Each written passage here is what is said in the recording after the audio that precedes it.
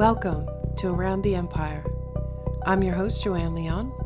Friends of the show, Kyle Anzalone and Will Porter, join me for a special two-part series on the Khashoggi Affair, done in a roundtable format and released in two separate episodes in the coming week for our listeners, or available in advance in full for patrons. Kyle Anzalone is the host of Foreign Policy Focus podcast and the editor-in-chief of ImmersionNews.com. He also writes the daily news roundup at the Libertarian Institute.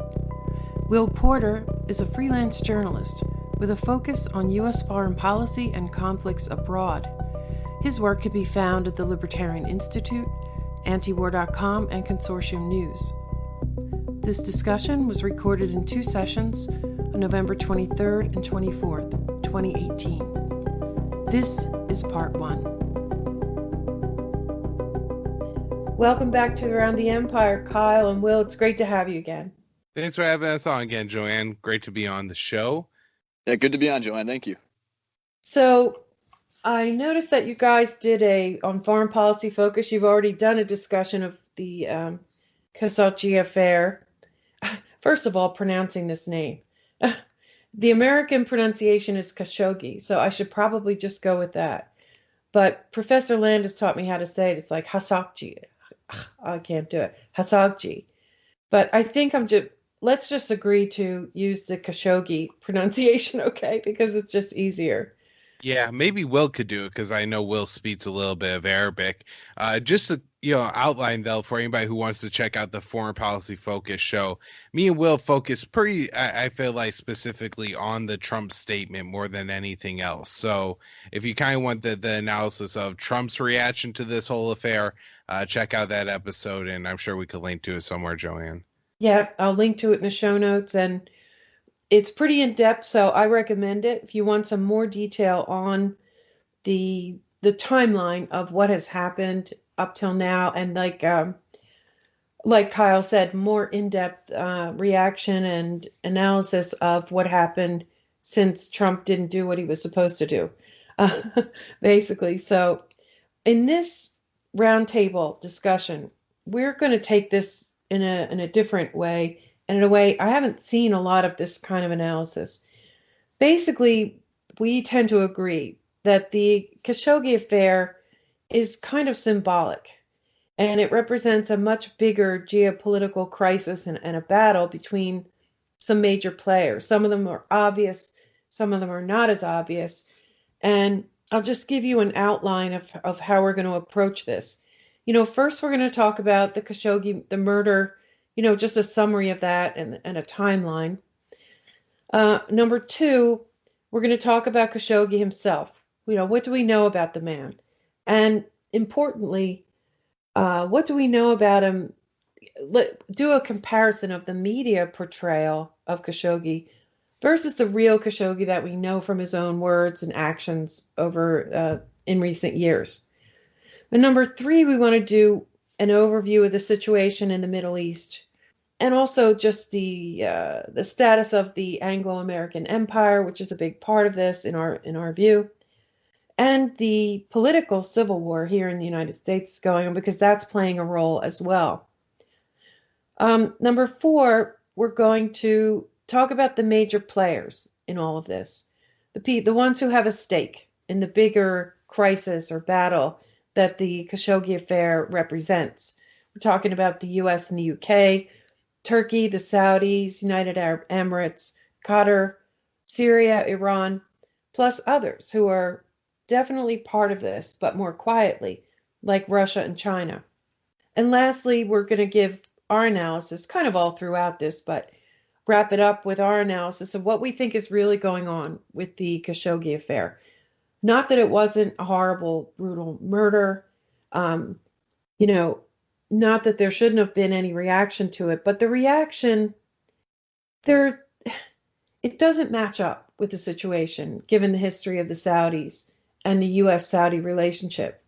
And we're going to talk more about that. And we want to talk about, so why did they choose this Khashoggi murder to use as a flashpoint or as leverage in a larger battle?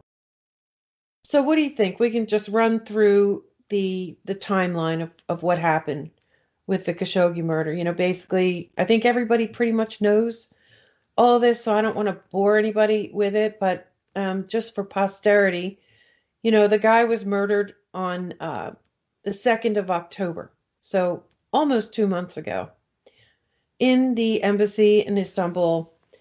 And the question is, did the Saudi crown prince, the allegation is that the Saudi crown prince ordered his murder, and a team of some of his, basically a kill team. He sent a kill team over to Istanbul.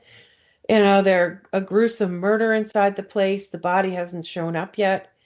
And immediately, Turkey had a very outspoken, angry reaction to it.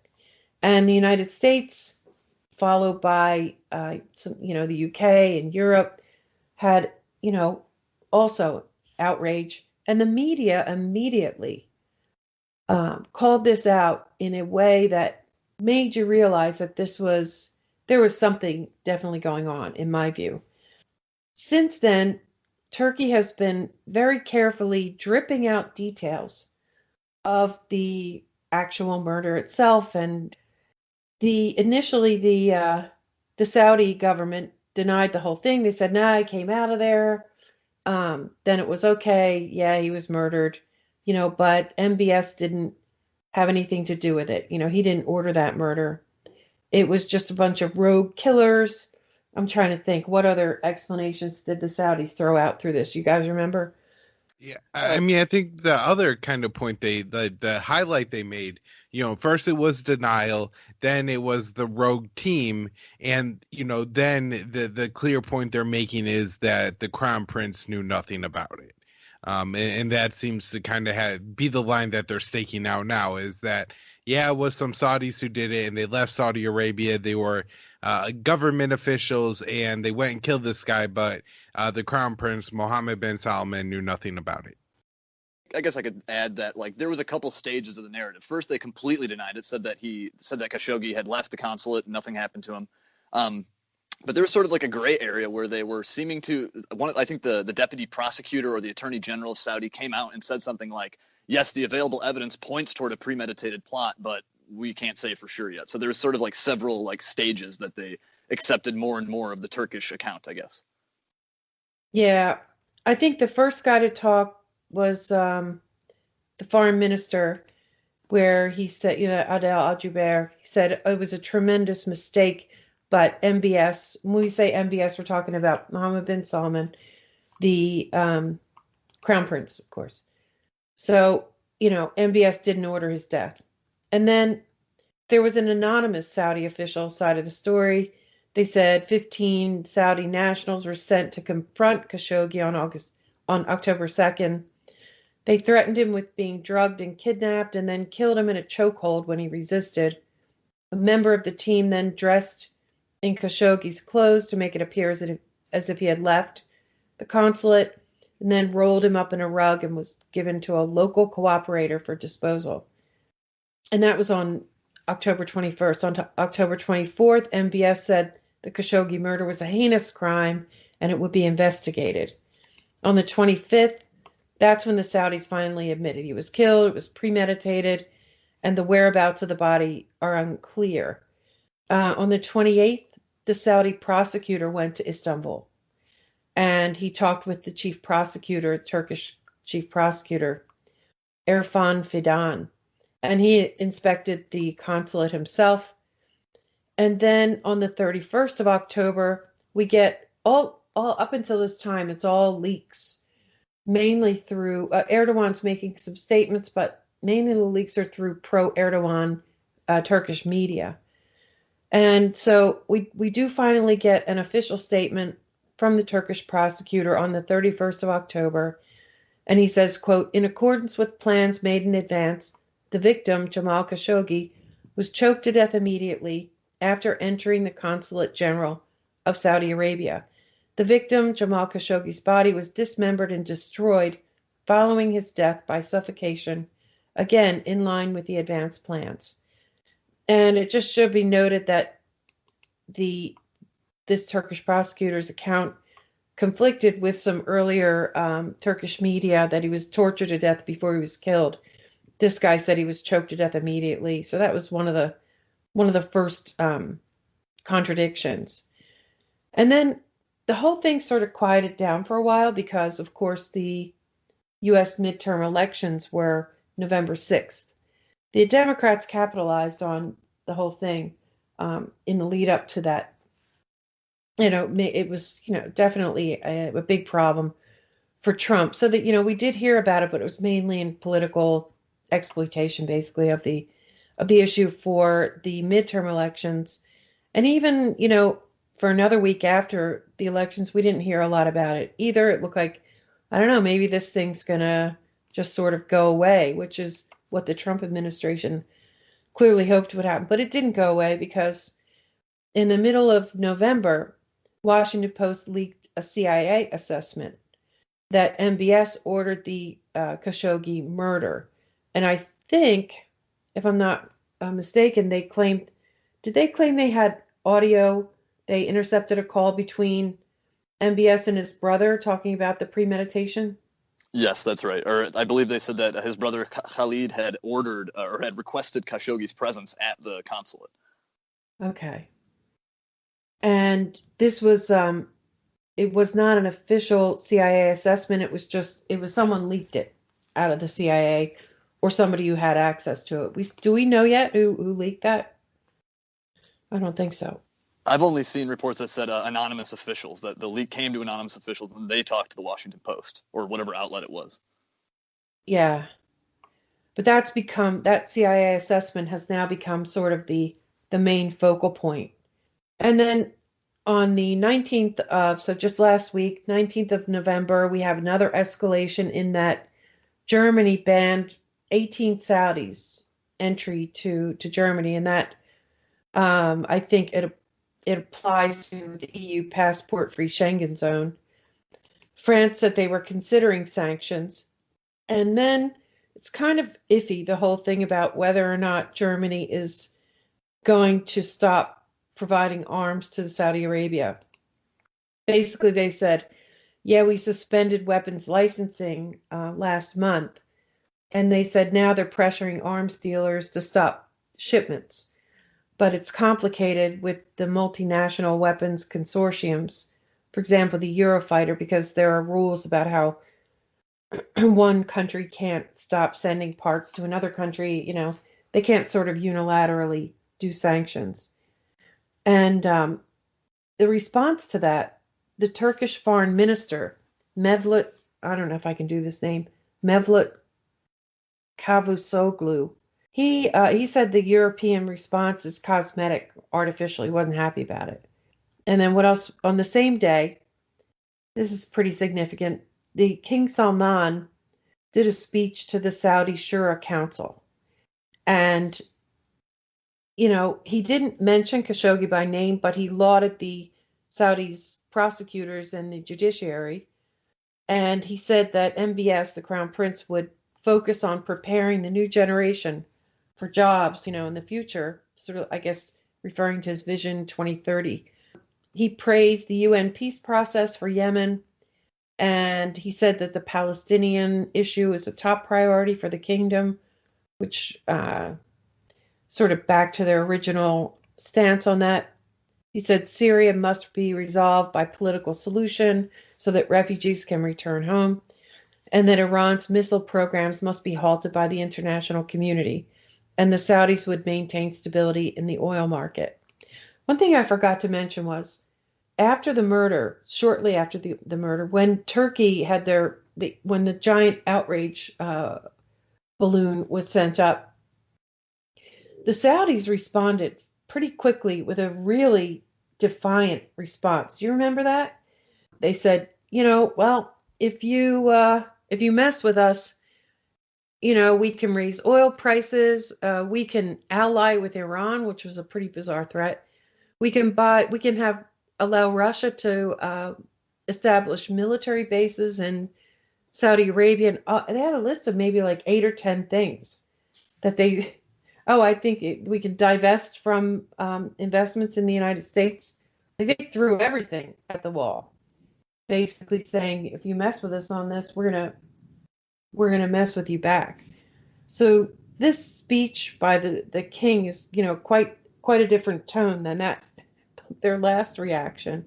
And just a few days ago, on the 22nd of November, MBS took his first foreign trip since the Khashoggi murder. He traveled to Abu Dhabi, and he plans to go to Bahrain, Tunisia, and then he intends to go to Argentina on November 30th for the G20 meeting, quote, where he'll come face to face with world leaders, including Erdogan.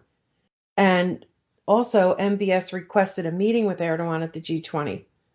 Turkey hasn't Turkey hasn't heard the CIA tape of MBS. Oh yeah, Turkey said that they haven't heard this tape that the CIA uses to determine that MBS ordered the killing. The phone call between himself and his brother that we referred to. So Turkey made clear they hadn't heard that yet. Then we had during this past week we had Trump disputing the CIA assessment as inconclusive, says it's circumstantial evidence, and then he emphasizes that MBS has, numerous times denied it to him, and implies that he's inclined to take his word for it. And in the meantime, the Democrats and the Republicans. Well, first of all, we have a pretty big reaction from the CIA. The fact that, again, this is sort of a rehash or an old problem, that Trump is not just accepting his intelligence agency's assessment as without question, and Congress is putting a lot of pressure on him, including, like Adam Schiff has said, the president needs to listen to what our intelligence community has to say. So that sort of reminds me of the whole Russiagate thing, like a rehash of an old problem that seemed like it had gone away. But there are a number of people in Congress who are pretty staunch, and I have some audio clips for us later to, illustrate how that's going. But that's my timeline here. I mean, I know I've skipped a lot of details, but I just wanted to sort of bring us up to date.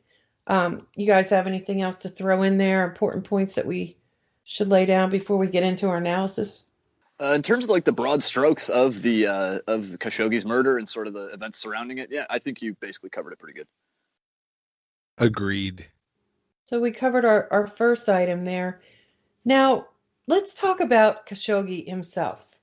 Like, what do we know about this guy? We know that the media has portrayed him as a U.S. Resident, sort of one of our own, a dissident, a guy who is democracy minded and noble, and certainly, didn't deserve this kind of murder. Which, of course, everyone agrees with that last part. But like, what impression did you get, like, before you knew anything about the guy, just based on American media? What did you think about him? I mean, yeah, just sort of as you just laid out, that he was a noble dissident, that he was like bravely standing up against a sort of autocratic regime, and that's absolutely how they paint them, and it's sort of how the American media now paints itself too, and so it's sort of including him in that fold, I think. So yeah, just like the most basic impressions was, yeah, this guy was a great dissident and a brave, truth, someone who spoke truth to power.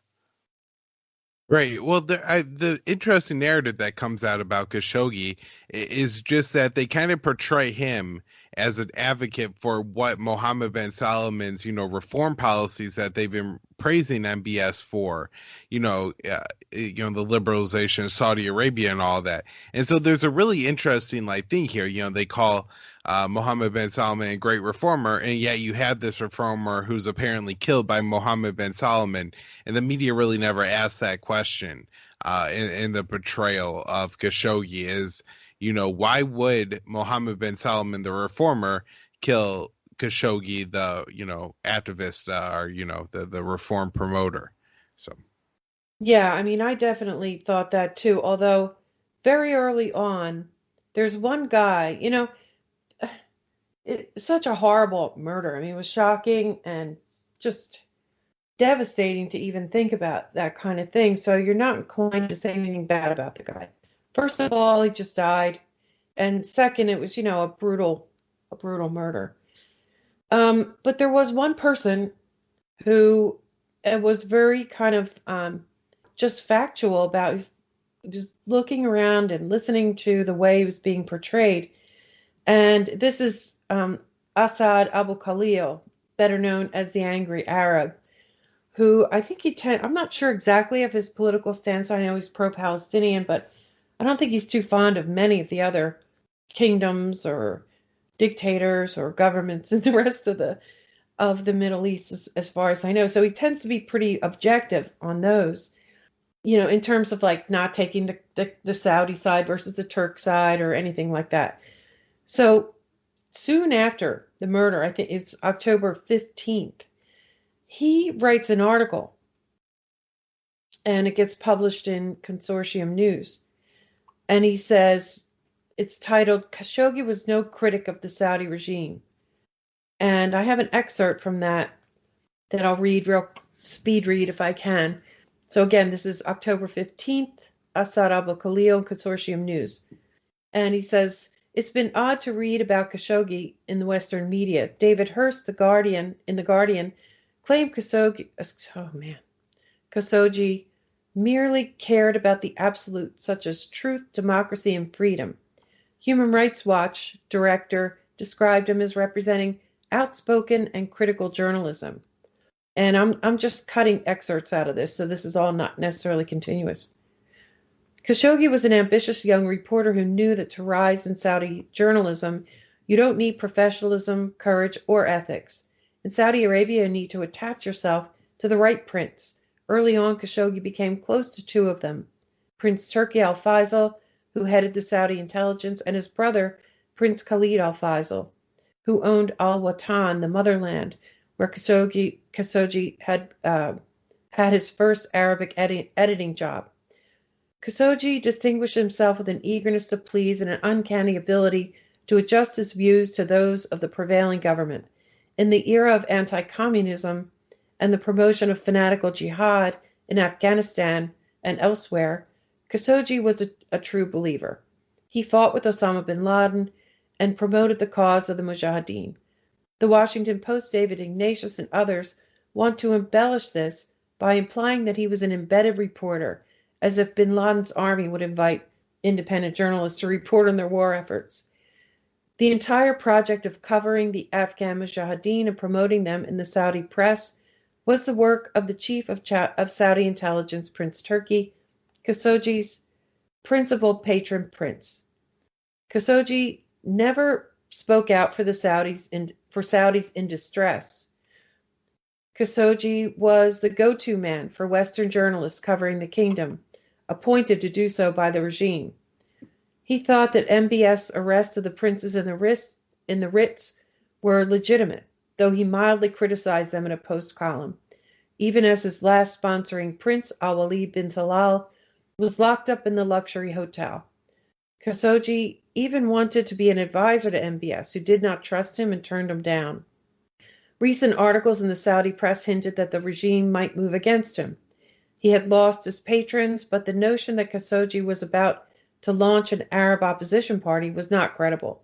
The real crime was that Khashoggi was backed by Ikhwan, Muslim Brotherhood, namely the Qatari regime and the Turkish government. A writer in Okaz, a daily in Jeddah, accused him of meeting with the Emir of Qatar at the Four Seasons Hotel in New York and of having ties with, quote, regional and international intelligence services, unquote. If true, it may have sealed his fate. Qatar is now the number one enemy of the Saudi regime, arguably worse than Iran. Khashoggi was treated as a defector, and one isn't allowed to defect from the Saudi establishment. The last senior defections were back in 1962, when Prince Talal and Prince Badr joined Nasser's Arab nationalist movement in Egypt. Khashoggi had to be punished in a way that would send shivers down the spine of other would-be defectors. So that's his take on Khashoggi, and he was. It was kind of shocking to read at the time, but as far as I know, he was the only person giving this aspect, saying, "Hey guys, he's not quite the person that you are trying to portray." So that was one of the first things that made me suspicious. Like, what's really going on here? This is Asad Abu Khalil, the angry Arab, and he's doing an interview with Ben Norton on the Real News on November 20th. Jamal Khashoggi, it should be said over and over again, was part of the establishment and the propaganda outlet of the Saudi regime for many years. This is a man who spent a career making money from being a propagandist for the Saudi royal family and moving between one prince and another. And in fact, he only fell in trouble. He did not count on democracy. He counted on the wrong prince, which is the prince of Al-Walid bin Talal, who fell out of favor in this new regime in Saudi Arabia. And as a result, he was in trouble himself and he fled. And he suddenly discovered the love of democracy and freedom in the United States in the really lame articles he has been writing for the Washington Post, which reads to me as being heavily edited by his editors over there, which is fine. Jamal Khashoggi was very mild in his criticism of the Saudi regime. He did not in any way call for an overthrow. He always committed himself to the preservation of the monarchy, and he even praised on the Crown Prince of Saudi Arabia. This is left unmentioned in the media coverage. John Brennan himself, and this is a graduate of the Obama administration, suddenly they are now posing as advocates of democracy in the Middle East when they themselves were characteristic of every administration since World War II, have been advocates of dictatorship and despots throughout the region. In fact, propaganda brochures that I have seen in Arabic produced by the Saudi regime have quotations from John Brennan in praise of the Saudi regime and American-Saudi relations. And if you look now on social media to the graduate of the Obama administration, the various functionaries, you will see now that they are pretending as if Trump suddenly changed the course of American foreign policy and made it not in any way pay too much attention for democracy. If you look at the agenda or the record of the Obama administration, it doesn't differ at all from the Trump record. If anything, Trump is more honest than the duplicitous Obama administration. I think because the Washington Post in particular has been a mouthpiece of the intelligence services, particularly the CIA, it should be said that there is an agenda for the CIA on this matter.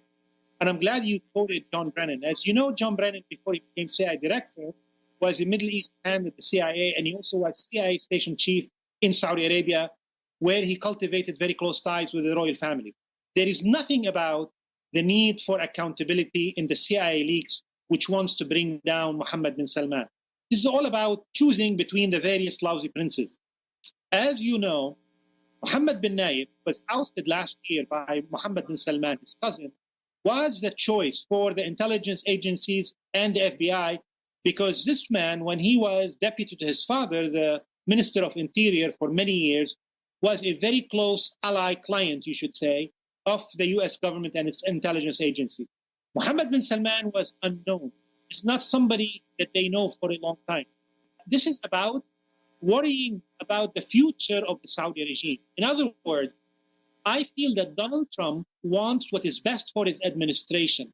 He has Mohammed bin Salman as he best can have him. He is holding him by the neck. And if he survives, Mohammed bin Salman will be greatly indebted to Trump and to Netanyahu, because those two stood by him and kept him afloat. And because of that situation, Mohammed bin Salman will be obligated to make so many concessions, political, military, and financial, to the United States and even to Israel. I think the CIA's interest is that they are really worried about the precariousness of the Saudi regime. At more than ever in a long time of contemporary history of the regime, maybe the first time since the 1960s, early 1960s, when the regime was really in trouble with the rising tide of Nasserism. There is a clear danger about the cohesiveness of the royal family and the stability of the regime. It is for this reason, I think that the CIA and other intelligence agencies of the US government and the military would rather have any other prince. I mean, it doesn't have to be Mohammed bin Nayef. But this guy in particular has proven to be too adventurous, too troublesome, and sometimes he seems to act on his own.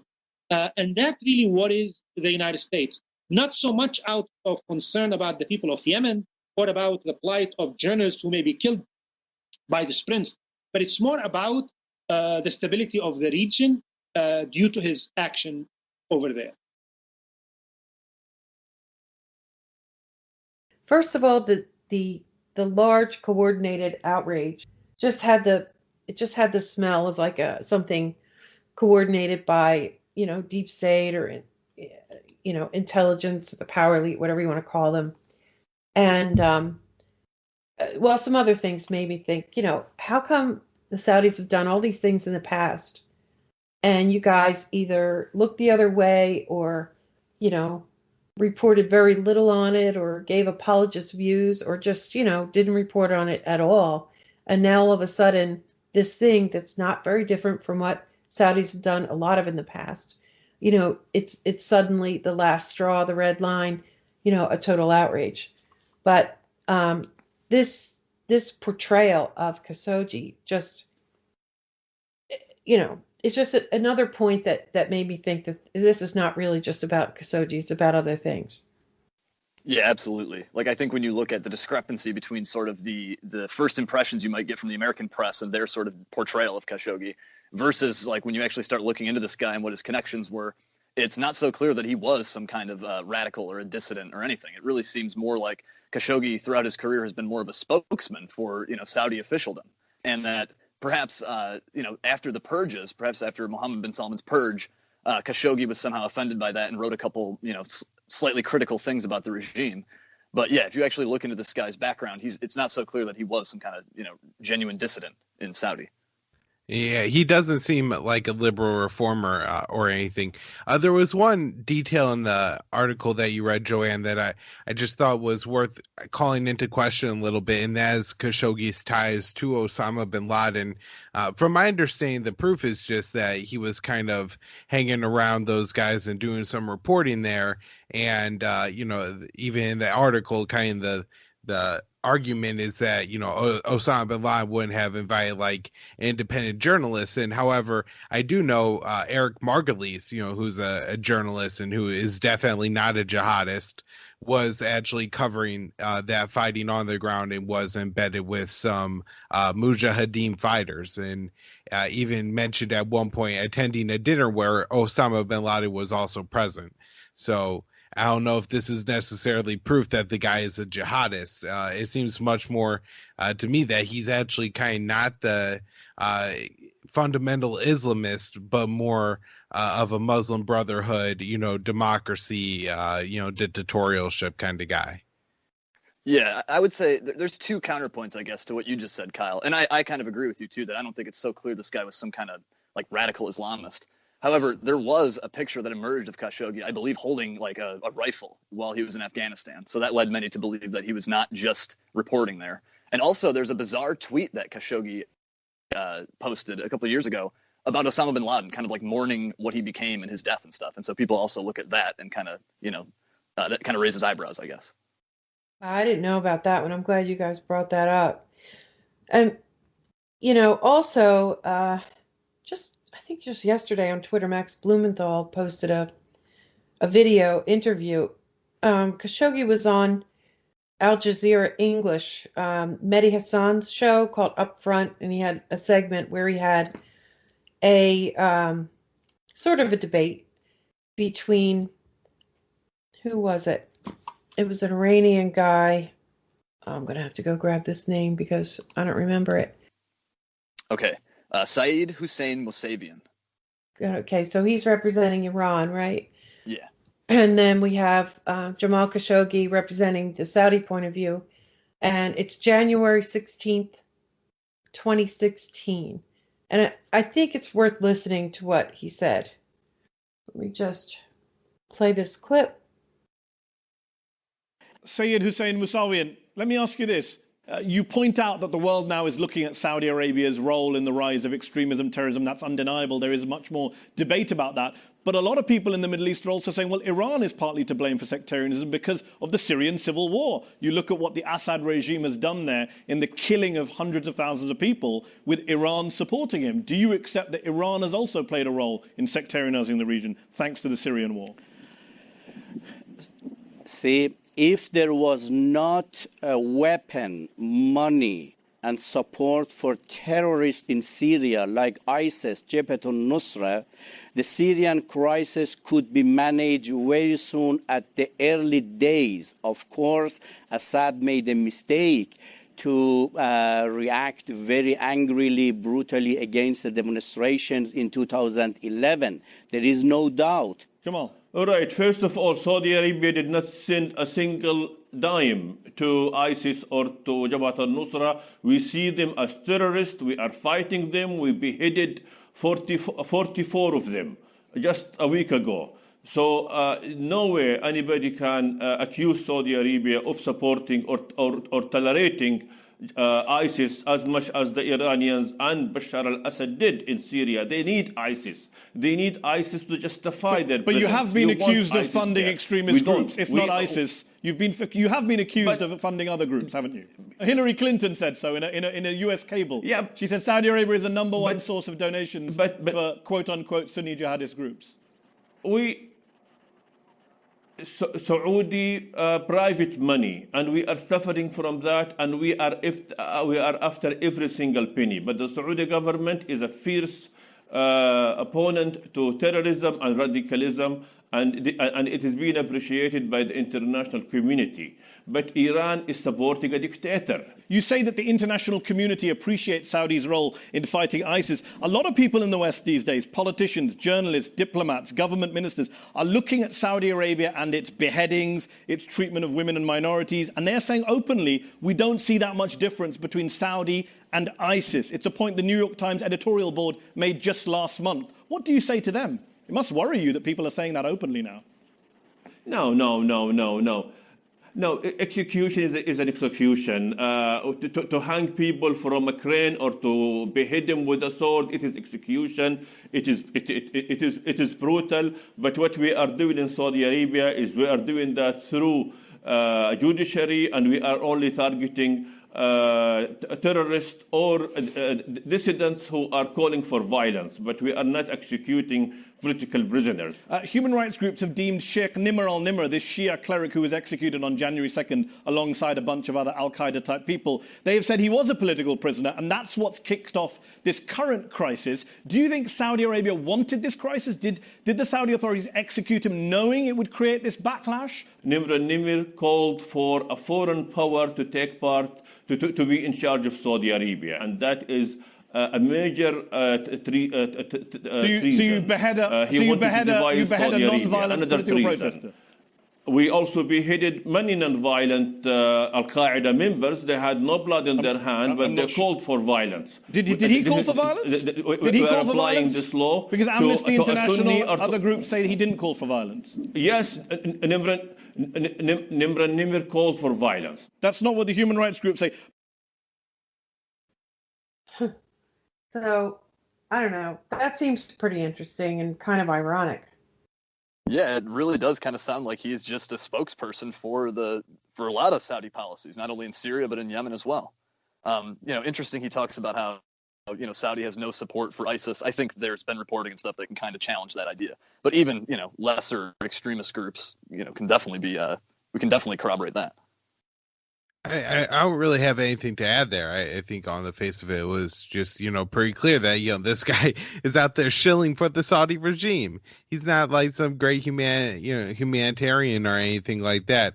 I guess, he probably gets the reputation developed later on, being that, when he's died, he's portrayed as a Washington Post writer. And so, of course, this just naturally means to, especially any American who reads the article, that this guy must be all right if he was writing for our newspaper. Yeah, and it sounds like Khashoggi's had practice doing this. I believe he even served as an advisor or a spokesperson for Prince Turki bin Faisal. And so it sounds like he's, exercising skills that are long in the making. Yeah, he was.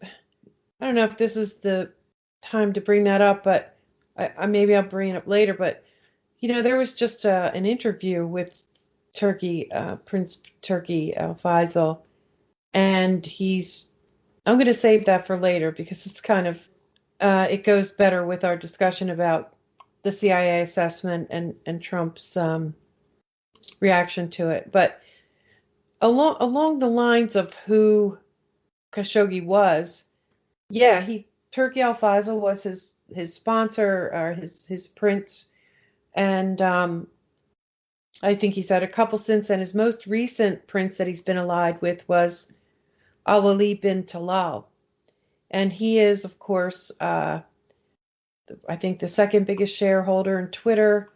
Kind of very friendly with Western countries and the U.S.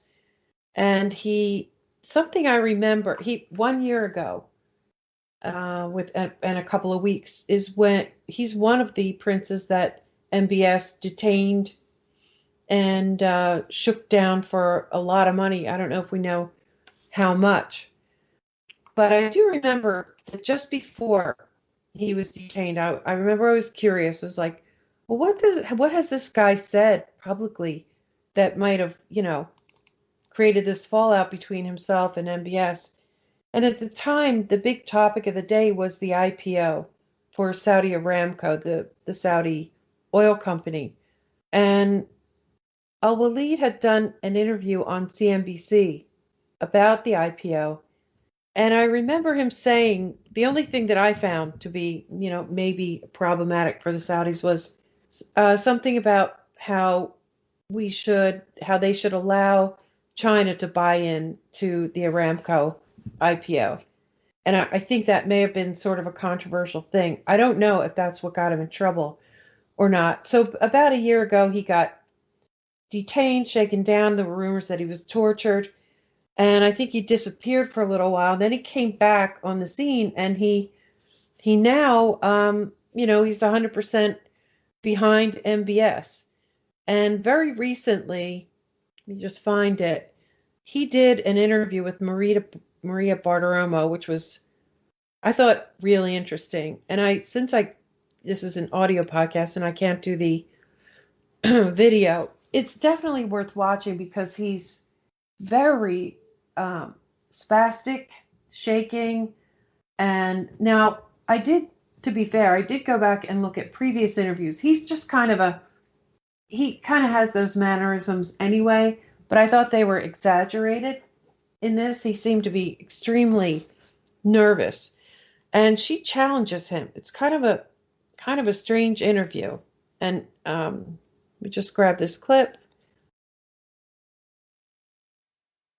Welcome back. Today marks 1 year to the day since Prince Al Walid bin Talal, a member of the Saudi royal family and a global investor, was imprisoned by the Crown Prince of Saudi Arabia. This as the kingdom now faces renewed scrutiny over the murder of Washington Post columnist Jamal Khashoggi. Joining me right now in this exclusive is Prince Al Walid bin Talal himself, the founder and chairman of the Kingdom Holding Company. Your Highness, thank you very much for joining us this morning. It is good to see you. And let me get right into it. It has been a year since you were imprisoned. It was about a year ago that I sat down with the Crown Prince of Saudi Arabia, Mohammed bin Salman, and he told me there on stage and told the world he wants to modernize Saudi Arabia. He wants to live like normal people, allow women to drive, allow movie theaters so people can go out. And then you're in prison 2 weeks later with other ministers. We understand you were tortured. And just a month ago, a brutal murder of Jamal Khashoggi, where his body was dismembered. Is Mohammed bin Salman for real, or is he lying to us about this modernization plan? Yeah. Bismillah ar-Rahman ar-Rahim. It's a pleasure and honor to be with you again, Maria. Now, yes, today is the anniversary of my detention 1 year ago, but I think this incident is behind us, and I believe that incident was important in history for Saudi Arabia because many of those detainees deserve to be there because Saudi Arabia did have a lot of corruption, and thanks God that after this incident, many of those that were detained had a big cleaning process. Now, as for me, I did say that there was a misunderstanding. in the Reuters interview, and the Bloomberg interview, I said there was understanding thereafter, and I'm out now. No guts at all, no problems at all. And I said what happened was forgiven and forgotten. So that's behind us, and we are in excellent terms with Crown Prince, with the King and Saudi Arabia. Now, as for Crown Prince Mohammed, yes, I assure you he's for real. And all what he's doing is changing Saudi Arabia in a very revolutionary manner, socially, economically, financially, and even on the entertainment front. So Saudi Arabia right now is witnessing a huge development and changes. And as you know, I'm a member of the royal family, happily so. I do not represent the government, so I will be speaking to you very freely and openly and independently as usual. As for the Jamal Khashoggi incident, you know, you have to understand, Jamal was not only my friend, he was working with me. Actually, his last job in Saudi Arabia was with me in the Al Arab channel. And I'd like to give through you my condolences again to his family, to his wife, ex-wife, and to his children, and to his family. Because Jamal was a reformer. He was in no opposition at all. And what took place in that Saudi consulate was clearly horrific, despicable, and tragic. And I believe that Saudi Arabia is going to get to the bottom of it. But please, you have to give us some time until the investigation is done and made public by the government of Saudi Arabia. But I want to go back to your detention for a moment. But since we're on Jamal Khashoggi, you said Mohammed bin Salman is for real, that he does want to do the right thing and modernize Saudi Arabia. And yet we know from the group that brutally murdered Jamal Khashoggi, several of them were aides to Mohammed bin Salman. One of them we've seen with him many times in other pictures. We also know that after the murder, the Saudis sent a cleanup crew to clean the embassy, to wipe away any evidence of it. And we also know that the Turkish government says they have it all on tape and all on hot microphones, the way he was brutally murdered. So you say Mohammed bin Salman is for real, but the evidence doesn't point that way, sir. Okay, you see, in your question, you're implying that the orders were given by Prince Mohammed bin Salman directly, and that's a false statement. Now, Saudi Arabia acknowledged publicly that a murder did happen in a Saudi consulate in Turkey. So that's been acknowledged already. Now, Saudi Arabia did acknowledge also that they had a standing order. Now, I disagree with that order completely, by the way, is that whenever there's an opposition to Saudi Arabia by any human being outside Saudi Arabia, the standing orders, which I said, I repeat, I disagree with, was to engage with them, talk to them, and try to convince them to come to Saudi Arabia. So I think some people in intelligence did did follow these orders and sent a group of people to Turkey to engage with Jamal Khashoggi, and clearly something went wrong over there, whereby he was murdered. So let us not really, please anticipate what's going to happen in the investigation that Saudi Arabia is taking right now. Please, I remind you of the Abu Ghraib incident, whereby thousands of Iraqis were tortured, raped, molested, and were pictured and videotaped also. And at that time, many of the Western media went back to George W. Bush, the president then, and Mr. Rumsfeld, the defense secretary then, and tried to get the blame on him. Clearly, after a few months of investigation, they were exonerated. So please, let's give some time for the investigation to finish. And I ask Saudi Arabia now publicly through your program to have the investigation made public as soon as possible, so whereby I believe that the Saudi Crown Prince will be 100% vindicated and exonerated. Prince Al-Walid, a moment ago, we discussed your detention 1 year ago today. Were you tortured, and did you have to give up your fortune to the Saudi government? Yeah, Maria, you know, that's exactly what I tell you when the media goes beyond its limits and commit all these lies, innuendos, and rumors. You know, I was watching all the programs on TV while I was in the so-called detention. Right. When I heard that a team in the United States came to torture me, and my feet was up and my head was down, and I went to a high-security prison. All this were lies, not true, false statement completely. And I heard also the rumors that all my wealth was taken up.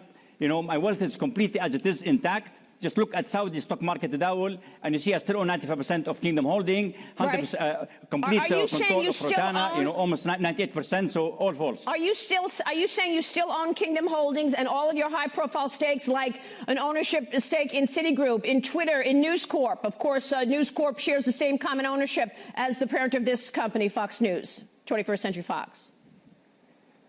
Please, just look at Tadawul. Tadawul, our stock market, it just shows 95% owned by Al-Walid. Just look at it. You don't have to ask me. It's all public information. And okay, let me move on to the way forward, sir, because now there are questions about the U.S. and Saudi partnership.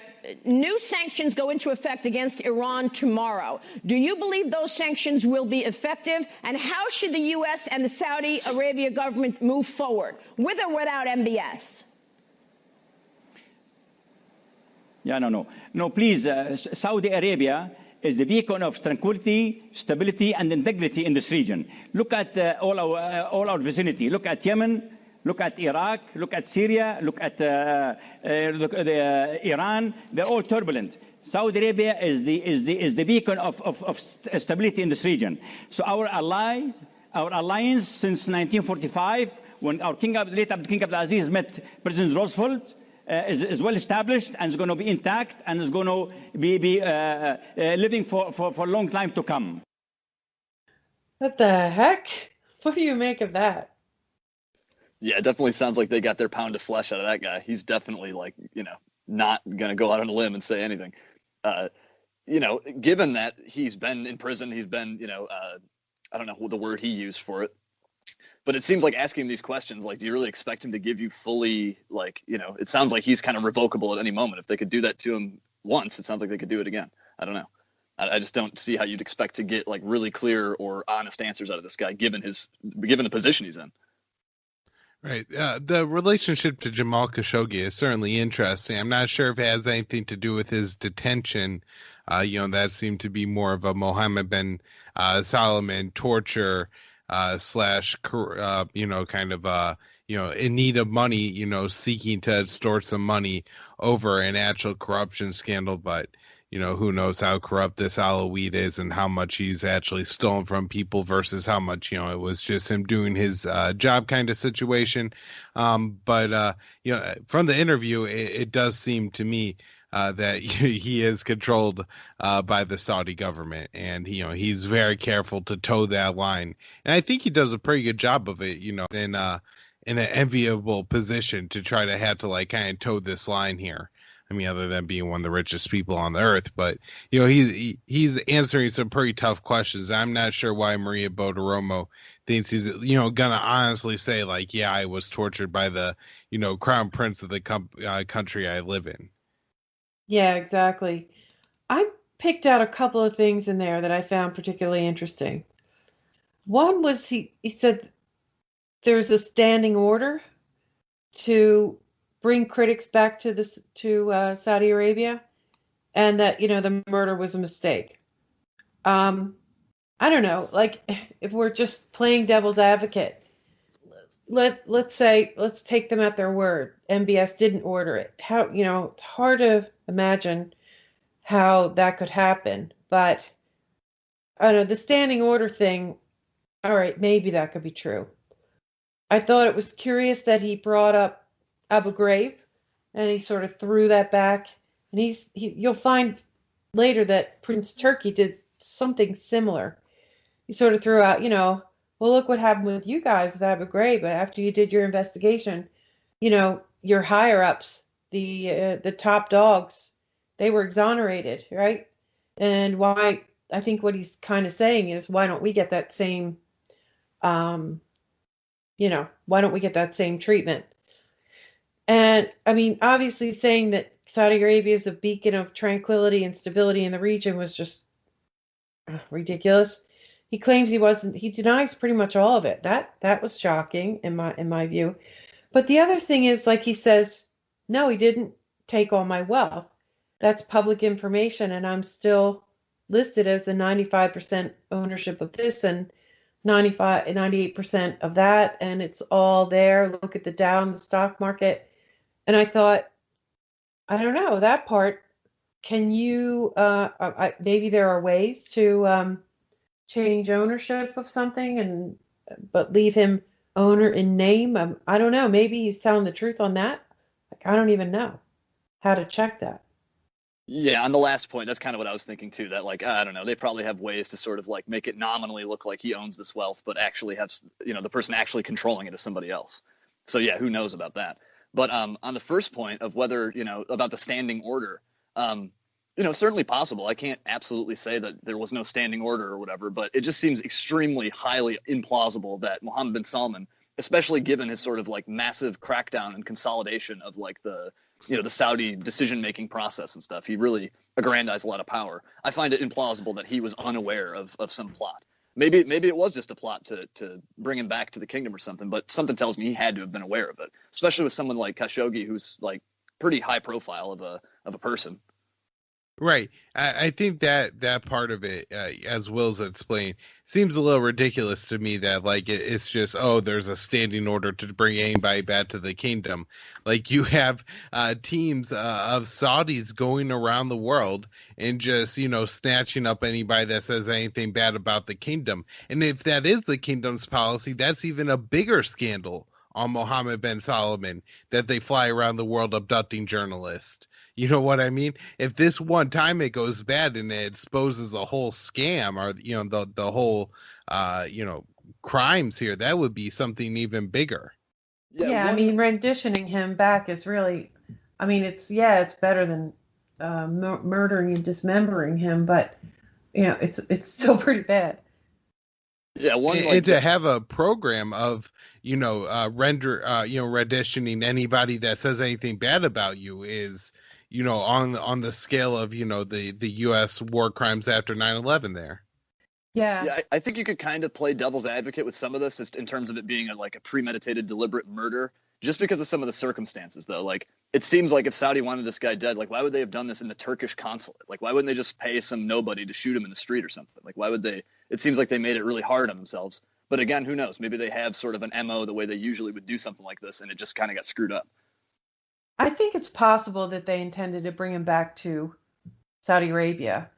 In fact, like, it seems like you wouldn't need a team of 15 or 18 people to kill somebody, but you might need it to get them back, to rendition them back to Saudi Arabia. So I'm willing to believe that part. But one other point that just, when I listened to this interview again, like my constant question is, who is it that wants MBS? I mean, it's clear that the certainly the intelligence agencies here and others. I'm not sure exactly who's driving this, but John Brennan's out front again. It's pretty clear that they want a regime change in Saudi Arabia, and I think that's been pretty clear for a while. And I wonder, all right, well then who's driving it?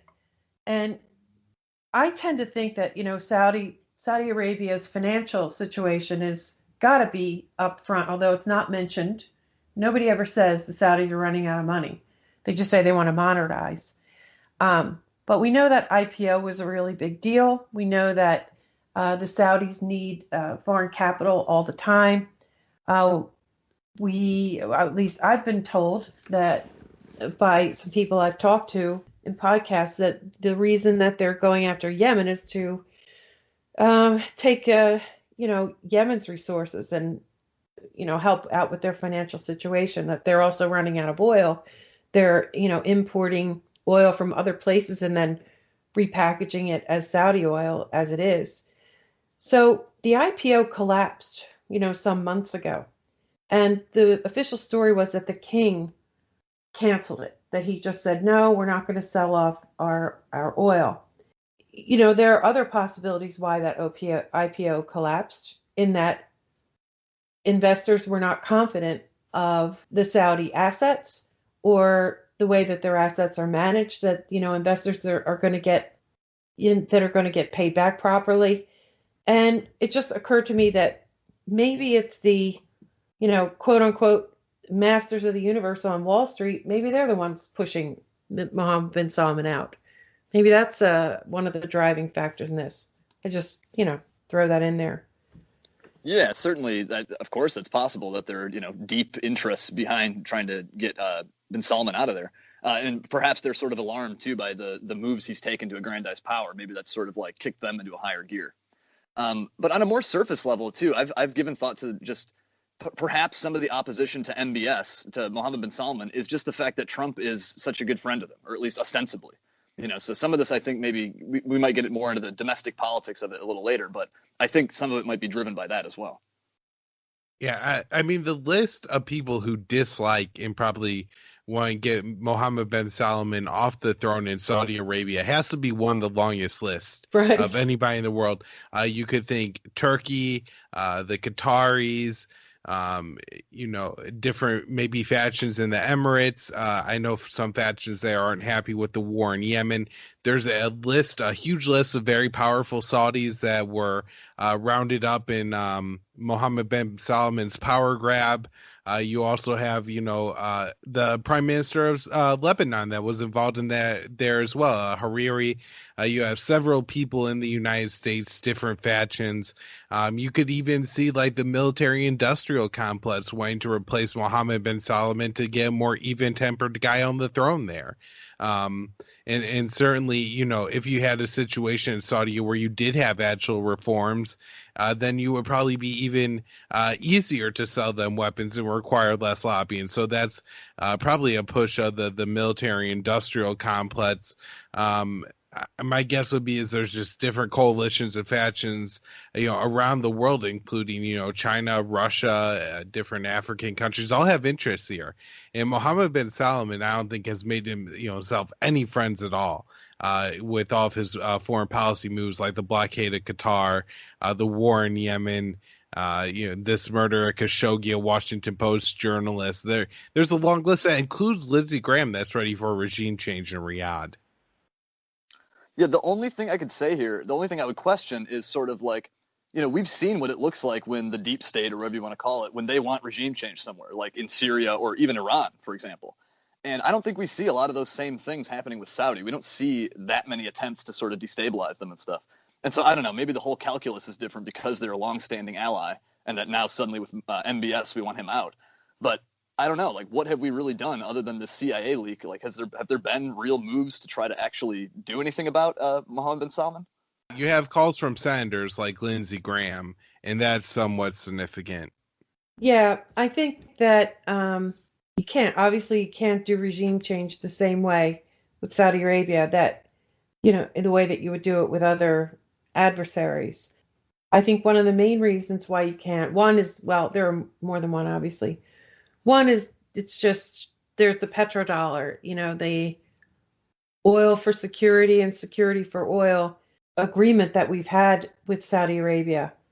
And also, I think maybe even more importantly is that we can't afford to destabilize Saudi Arabia. So it has to be done in a much more careful way.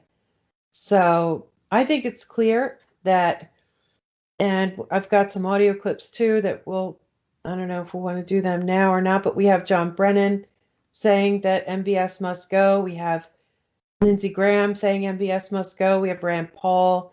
We have, I think Adam Schiff has said that too.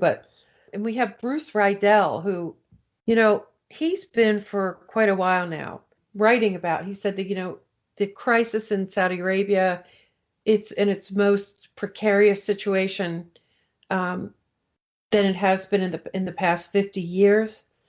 And he has some pretty ominous words to say about it too. I mean, to me, it's very clear that that regime change is the only satisfactory solution for these mouthpieces, at least the message that these mouthpieces are bringing across.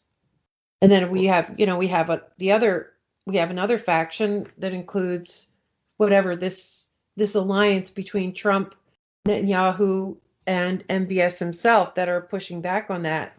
And they're looking for ways to settle this whole thing down and get, basically saying, we'll do this and we'll do that. And MBS isn't going anywhere. So, I mean, that's where it stands right now. One interesting point you bring up there a couple times is just the oil and the fact that you actually did have the Saudis threaten to, mess with oil prices, in response to this. One thing when I first read that story is I thought, oh man, this isn't going to go well for the Saudis. Trump doesn't take well to being threatened with. And so you have a situation where the Saudis clearly messed up, even if this is a road team. This doesn't look good for the Saudis.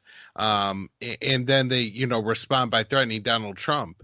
And Trump doesn't like fire back or just say, screw you, Saudi Arabia.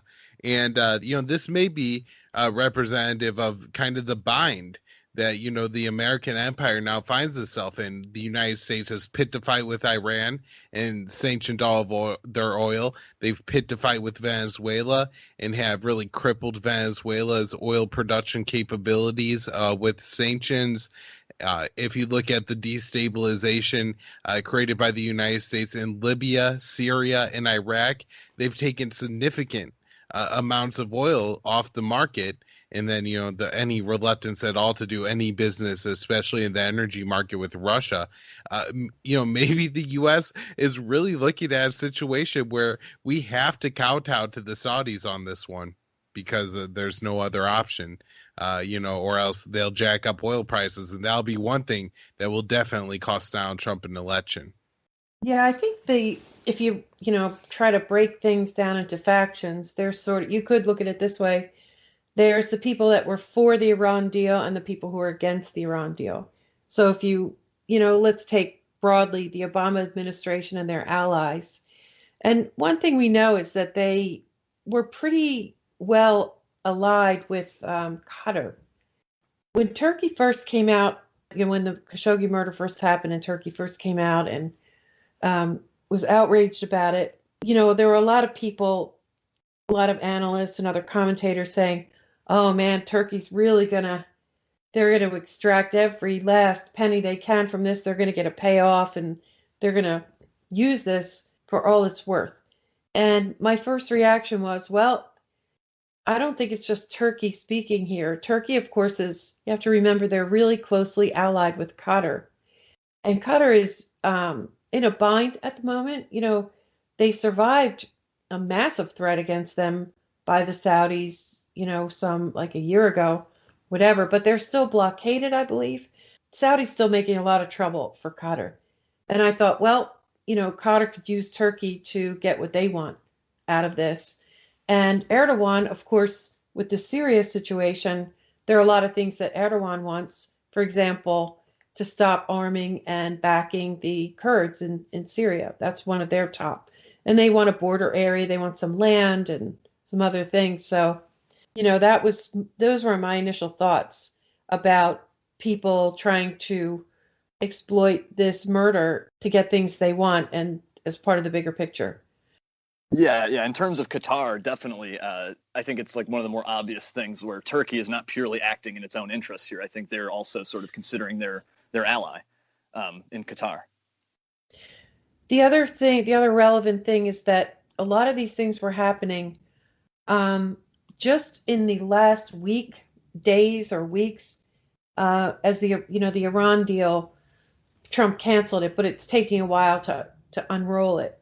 And so it was November 4th when the oil-related sanctions went back into effect on Iran. And at this point in time, there were a bunch of countries who, like, Iraq and Turkey, for example, who they were going to defy the United States and saying, we're not going to abide by your sanctions. We're still going to trade with Iran. And so Turkey did get what do they call it? An exception. For now, we're going to allow them to defy those sanctions, for example. And so they certainly got that out of it. So that would be a reason for them to make a really big deal out of this thing. I guess I think that maybe that it helps explain the hypocrisy and the sort of outsized reaction to this thing that the Saudis did that they, is really nothing unusual for them. I think the fact that it happened close to the time when these Iran sanctions were going to kick in, maybe is one of the reasons why it was made into a much bigger deal. But there's another situation, And there was, just last week, there was a Reuters article titled Exclusive: After Khashoggi Murder, Some Saudi Royals Turn Against the King's Favorite Son. The title doesn't really, they buried the lead in here. And I'll just read from this article some excerpts. Amid international uproar over the killing of journalist Jamal Khashoggi, some members of Saudi Arabia's ruling family are agitating to prevent Crown Prince Mohammed bin Salman from becoming king. 3 sources close to the royal court said.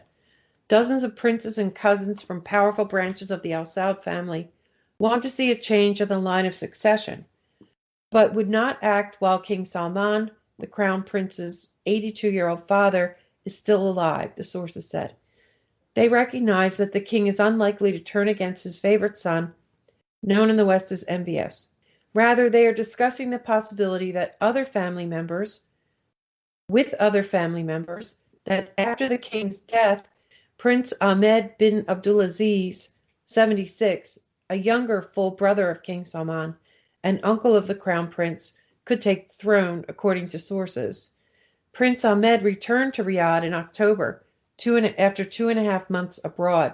And what they don't mention here is that this prince returned to Riyadh with security assurances from the UK and the US, supposedly, who said, yeah, you can go back. He feared going back, and they said, we'll make sure nothing happens to you, which is interesting. Returning to the article, senior U.S. officials have indicated to Saudi advisors in recent weeks that they would support Prince Ahmed, who was a deputy interior minister for nearly 40 years, as a potential successor, according to Saudi sources with direct knowledge.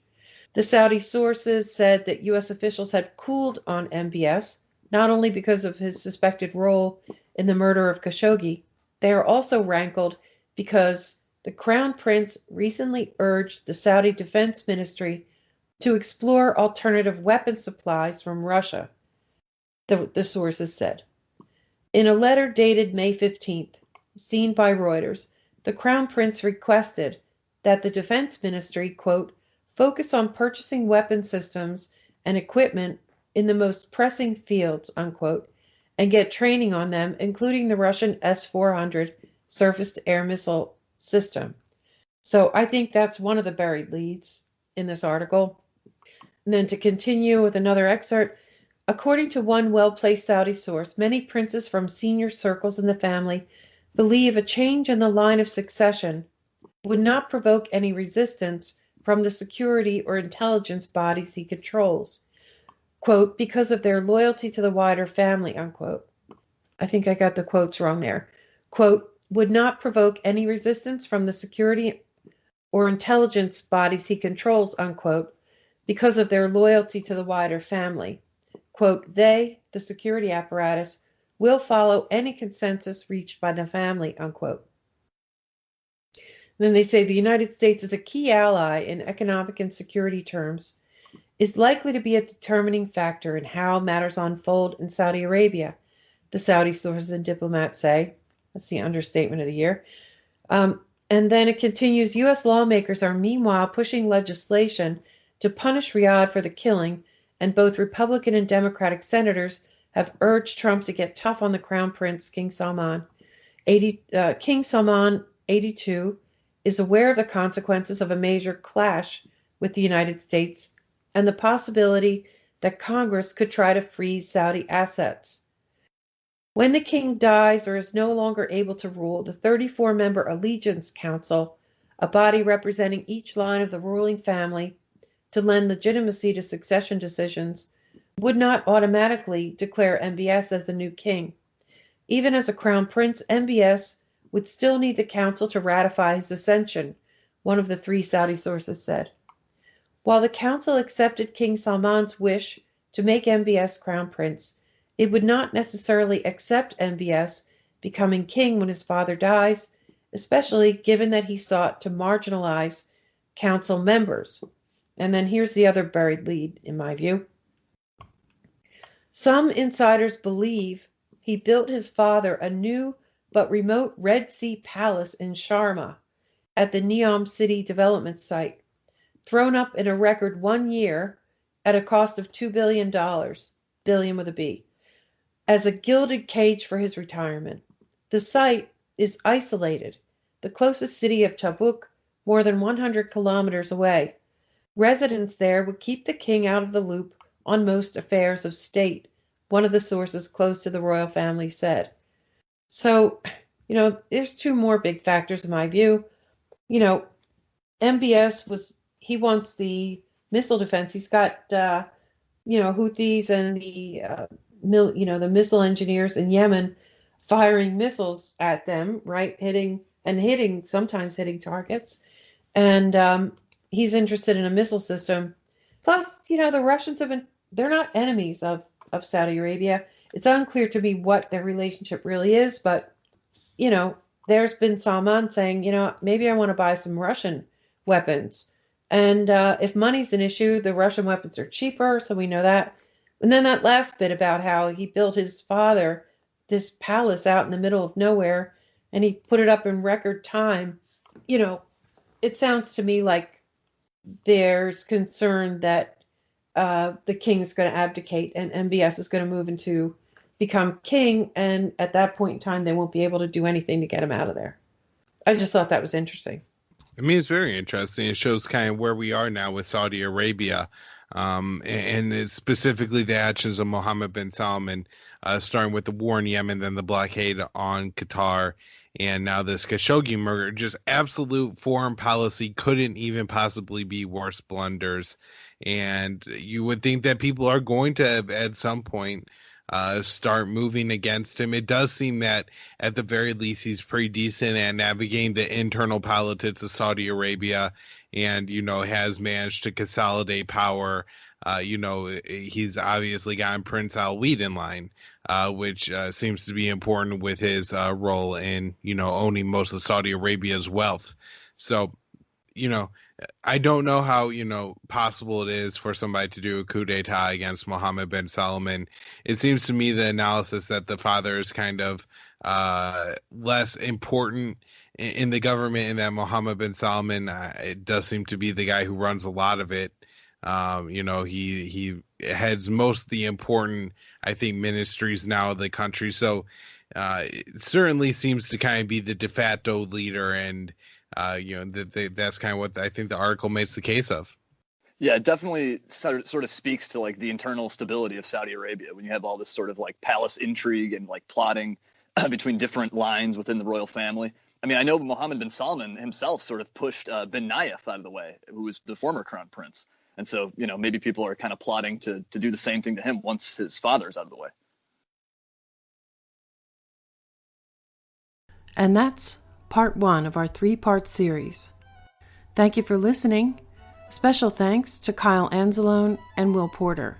Follow Kyle on Twitter at KYAAALE. Subscribe to his podcast, Foreign Policy Focus, and find his work at immersionnews.com and libertarianinstitute.org. Also, support him at Patreon, patreon.com/foreignpolicyfocus. Follow Will Porter on Twitter at WKPANCAP. Find his work at Libertarian Institute, antiwar.com, and Consortium News, and support him at patreon.com/WKPjournalist.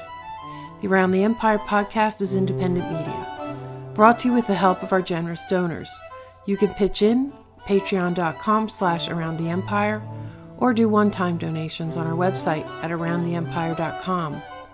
Follow us on Twitter at Around the Empire. Helps a lot if you hit the subscribe button on our YouTube channel, and that's free. That will help us get to the number of subscribers to where we can do live stream super chats. Also, use the thumbs up icon to like the individual videos. Subscribe to our podcast on iTunes, Apple Podcast, or any of your favorite radio and podcast apps. We're on pretty much all of them: Spotify, iHeart, Google. If you like the podcast, take a minute to leave a nice review. Helps a lot. And lastly, please like our page on Facebook. See you next time. Take care, everyone.